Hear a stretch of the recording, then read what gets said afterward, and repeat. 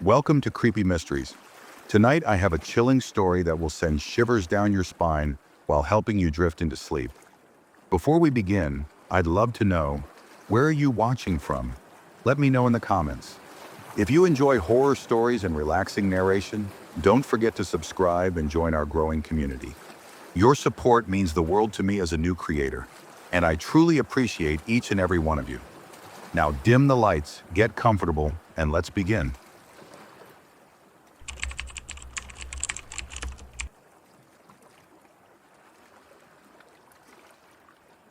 I spend a lot of time on the dark web. Not for anything illegal, at least not really. Mostly just out of curiosity. I'm a cybersecurity student, so poking around hidden forums and cracking into shady sites is more of a hobby than anything else. But a few months ago, I found something I wish I'd never seen. It started with a simple challenge. My friend Ryan and I were hanging out in my dorm one night, scrolling through dark web forums, looking for anything creepy or unusual. That's when we found a thread titled "The VIP Room, the Internet's Last Secret." Most replies were just people speculating. Some claimed it was an elite club for the ultra-rich. Others said it was a live streaming service for things that could never be shown on the surface web. The only real information was a single, ominous message. The VIP room is not for spectators. Once you enter, you are part of the show. At the bottom of the thread was a link. It wasn't a typical onion link, though. It was a string of seemingly random characters, something I hadn't seen before. Ryan dared me to check it out, and after some back and forth, I gave in. I set up my VPN, masked my IP, and accessed the link through a heavily encrypted browser. The page that loaded was almost empty, just a black background with a text box that read, "Enter your email to receive an invitation." Obviously, I wasn't going to use my real email, so I set up a burner account and submitted it. Almost immediately, my screen flickered. A new window opened by itself, displaying a countdown. "Your invitation will arrive in 48 hours. I was intrigued, but also weirded out. Websites on the dark web don't usually work like this. I closed everything out and shut my laptop, telling Ryan we'd check back in 2 days. At exactly 48 hours later, an email arrived in my burner inbox. The subject line just said, "Your show begins soon." Inside was a single attachment, a small, heavily encrypted file. I decrypted it, and my screen went black for a moment before a live stream appeared. At first, it looked like a normal surveillance feed. A dimly lit room, a metal chair, bare concrete walls. Then a man was dragged into the frame. He was blindfolded, hands bound behind his back. He was shaking. Then a message appeared on the screen. "Welcome, player 173. Your vote matters." Ryan and I looked at each other. "What the hell is this?" he muttered.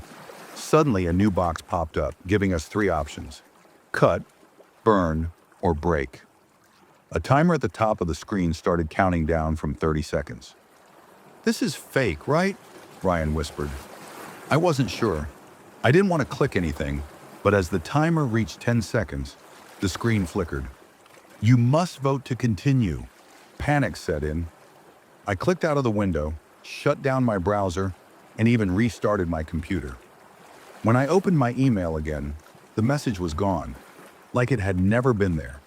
For the next few days, I couldn't shake the feeling that something was watching me. I covered my webcam, changed my passwords, even wiped my hard drive. I told myself it was just some elaborate prank.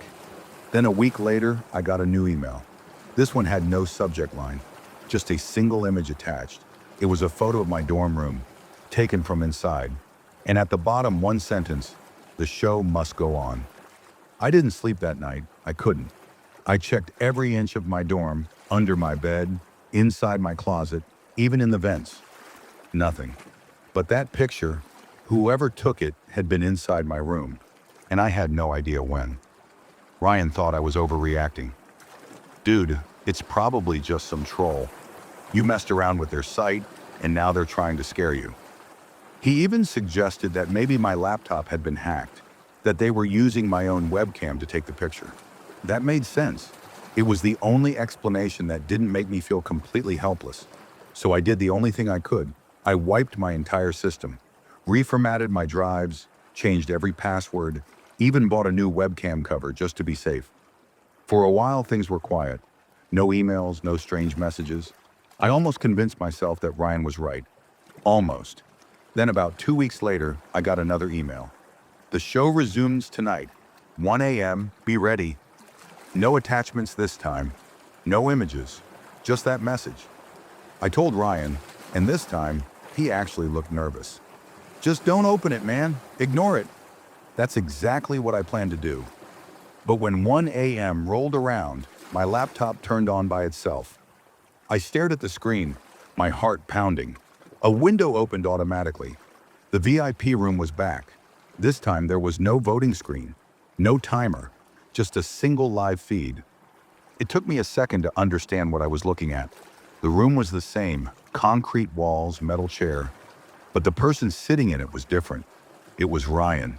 He was blindfolded, gagged, and tied to the chair, shaking just like the man from before. I froze. My mind refused to process what I was seeing. This had to be a trick. It had to be fake. But then, he let out a muffled scream, thrashing against his restraints. Another message appeared on screen. You are no longer a spectator. A new timer started counting down. 30 seconds. Underneath, a single question. How much is he worth to you? Below that was a text box. I started typing frantically. Who are you? What do you want? No response. 15 seconds left. I typed, let him go. Please. Still nothing. 10 seconds. My hands were shaking as I typed the only thing I could think of. I'll do anything. The screen flickered. The feed cut to black. Then a final message appeared. Welcome to the show. My laptop shut off. I yanked the power cord out, my breath coming in short gasps.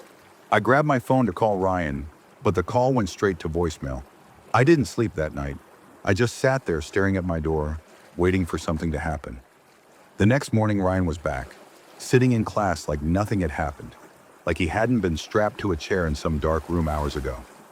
I rushed over to him. Ryan, where were you last night? He gave me a weird look. What do you mean? I was home. I felt my stomach drop. You don't remember anything? He shook his head. Dude, are you okay? I didn't know what to say. I just stood there staring at him, my mind racing. Ryan was back, but something about him was off. His voice sounded the same. His mannerisms were the same, but his eyes, they were different, empty. And when he looked at me, it felt like he wasn't seeing me at all. That was a week ago. Since then, I haven't gotten any more emails, no messages, no strange live streams. But sometimes I catch Ryan watching me when he thinks I'm not looking. And when he smiles, it's not his smile, it's theirs.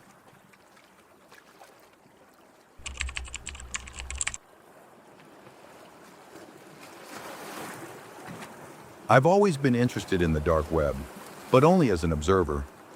I never bought anything, never interacted with anyone. I just like to see how deep the rabbit hole went. Most of the time, it was just scams and disturbing stories meant to scare people off. But one night I found something that felt different. It started with a simple curiosity. I was browsing through dark web forums when I came across a post titled, "The Laughing Man's Archive, Listen at Your Own Risk." The replies were all the same. Warnings, people saying not to open it, that it wasn't just some creepypasta or horror gimmick. Someone claimed their friend went insane after listening. Another said their brother disappeared. It was obviously fake, but it intrigued me.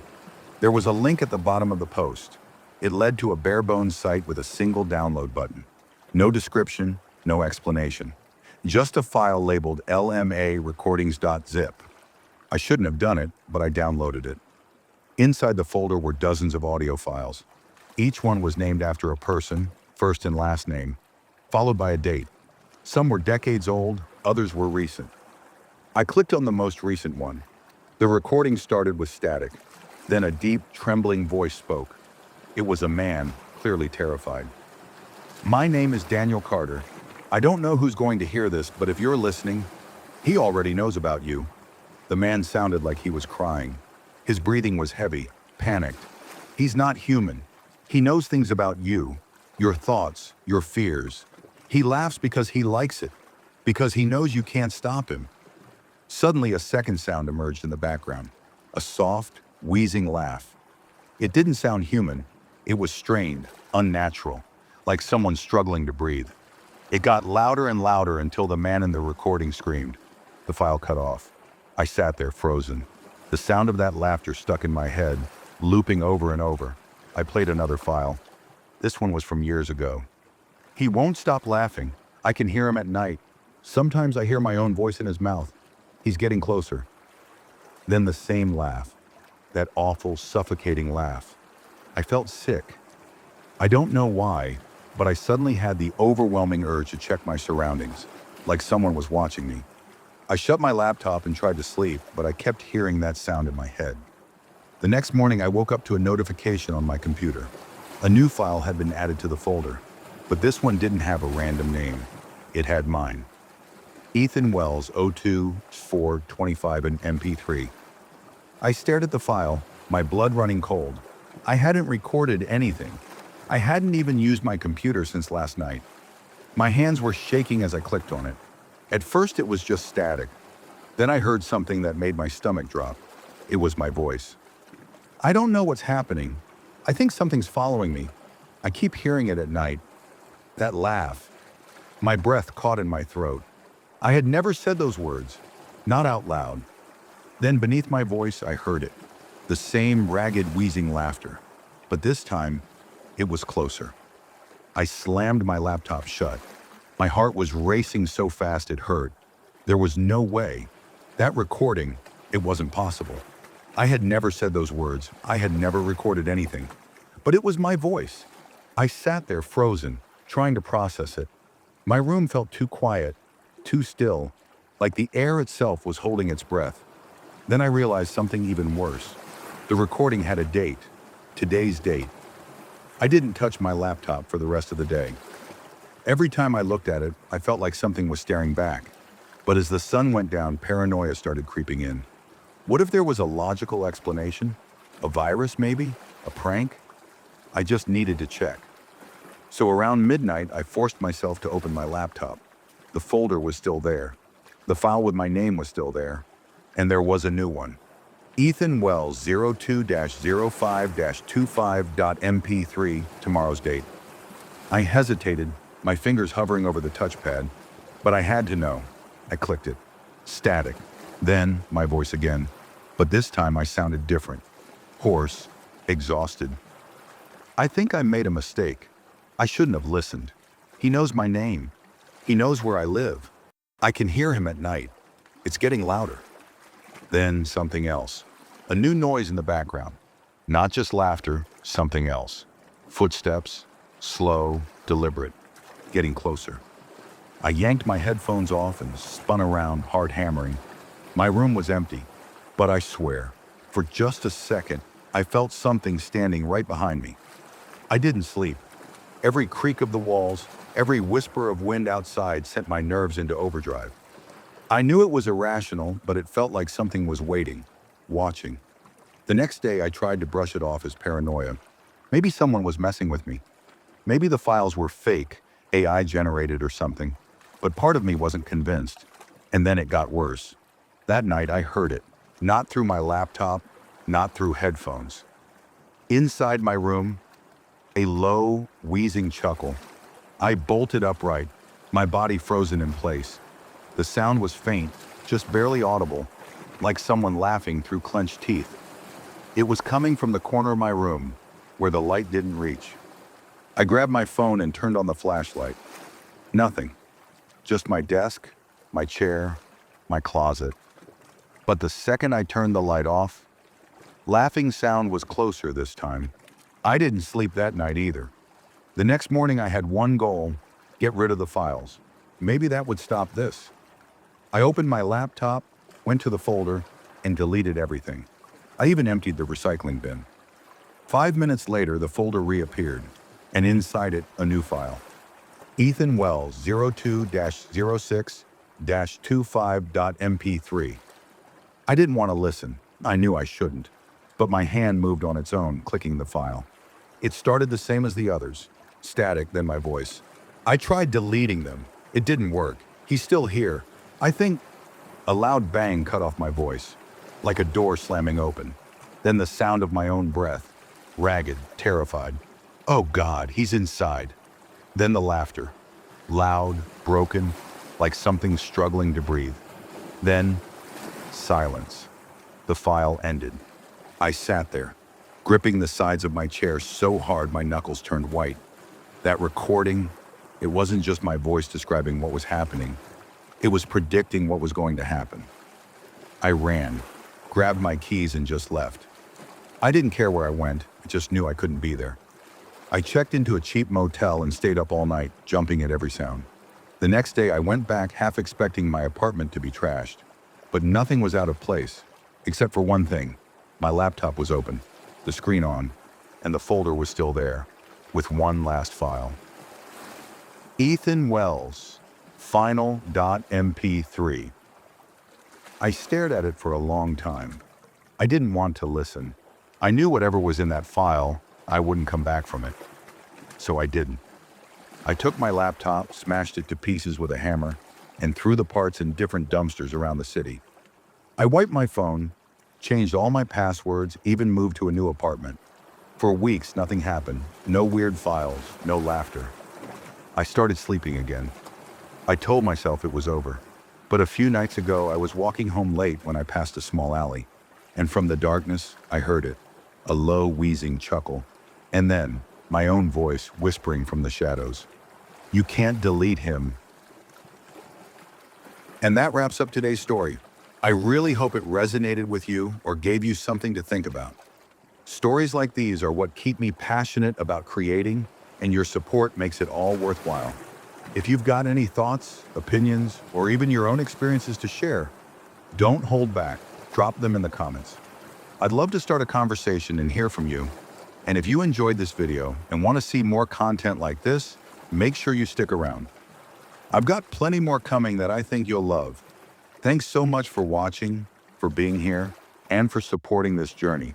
I'll see you in the next one. Take care.